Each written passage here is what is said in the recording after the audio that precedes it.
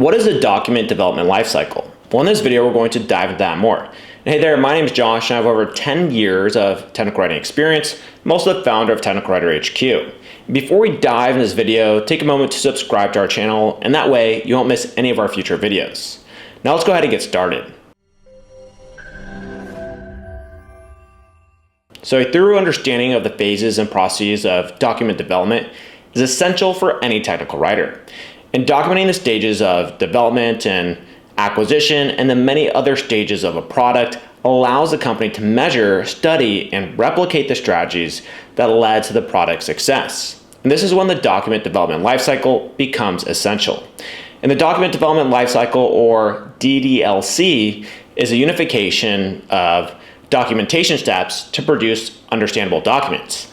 And this process allows technical writers to create easy to understand documents and simplify complex topics. So DDLC ultimately significantly improves user acceptance of products and services. And by following this systematic process, the content developer or documentation expert can enhance the documentation's quality, accuracy, and delivery time. For best results, technical writers assemble the document development process in the following phases. So first is analyzing the requirements and planning the documentation. And designing phase, and then the content development phase, as well as the proofreading and editing phase, and ultimately publishing the documentation, and of course, maintaining it with proper maintenance strategies. Now let's go ahead and further explore each phase individually to better understand the importance of each within the DDLC process. The first step is analyzing and planning. And during this phase, the technical writers must analyze audience and the requirements for product features and their different objectives that they're looking to get out of a product. And based on these demands, the next thing is to plan the documentation that they'll write. And first-hand experience is very useful to better understand the software product. So hopefully and ideally you're close to the product and you can test the product and its characteristics yourself. Contacting SMEs or subject matter experts is also another option and will allow you to collect relevant information and self-assessments. You want to use this to get a clearer perspective of the documentation development lifecycle. And during this phase, you have to analyze the audience to understand their level of knowledge about technical writing. And then you have to analyze the target, whether they are internal or external end users.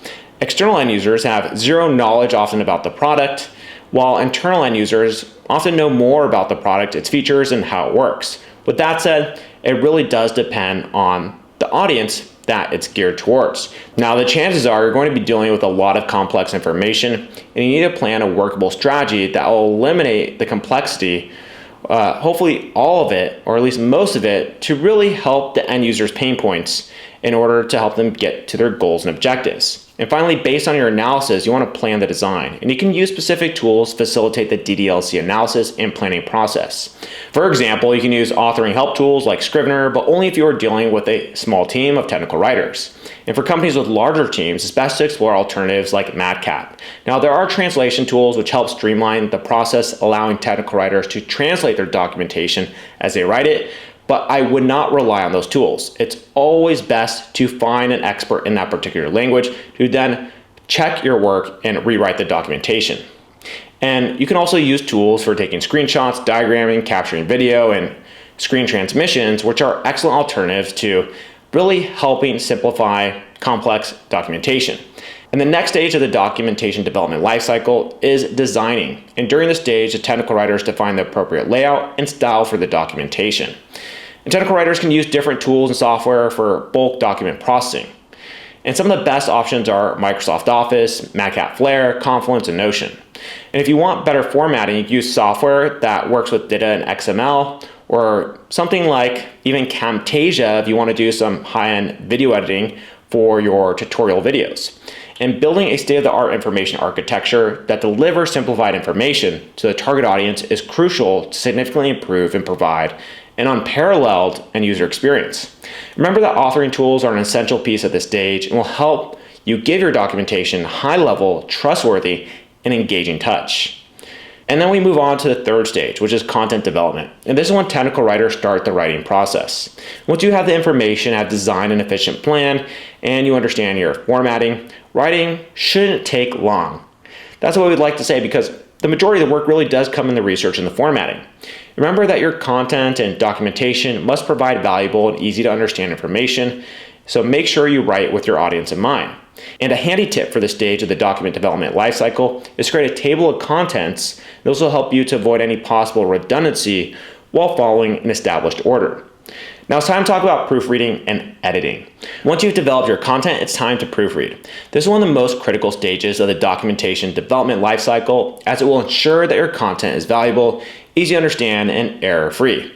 While writing documentation may seem like a walk in the park, editing is sometimes and undoubtedly can be very time-consuming. So during this stage, you should thoroughly review each aspect of your documentation, double check if necessary, and even ask subject matter experts to help detect any possible flaws in the structure and content of your documentation. Now, moving on to the next stage, it's time for publishing. And in most cases, opting for digital publishing guarantees advantages of reach and delivery to your target audience. And also just making sure that anything that you print physically also has a digital trace as well. And that way you can easily adjust it there.